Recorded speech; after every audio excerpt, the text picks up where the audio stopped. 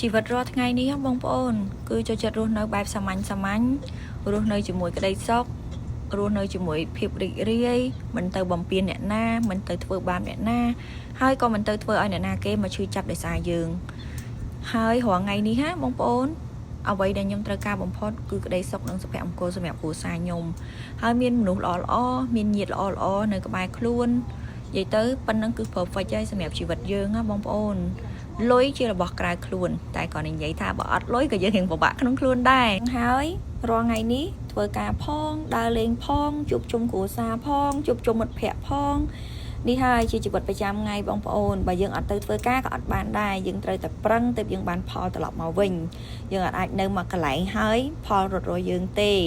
អញ្ចឹងហើយធ្វើការក៏ធ្វើរកក្តីសុខឲ្យខ្លួនឯងក៏រកហើយពេលទំនេរក៏ឆ្លៀតកាត់វីដេអូថតវីដេអូខ្លះអីអញ្ចឹងណាបងប្អូនហើយវាជាចំណូលចិត្តរបស់ខ្ញុំក្នុងការធ្វើវីដេអូថតវីដេអូនឹងទោះបីពេលនេះខ្ញុំធ្វើវាអត់ទាន់បានល្អតែខ្ញុំនឹងព្យាយាមធ្វើឲ្យល្អបំផុតតាមដែលអាចធ្វើទៅបានហើយខ្ញុំអត់បាក់ទឹកចិត្តទៀតទេខ្ញុំនឹងខំធ្វើវាឲ្យល្អបំផុតព្រោះអីវាជាអ្វីដែលខ្ញុំស្រឡាញ់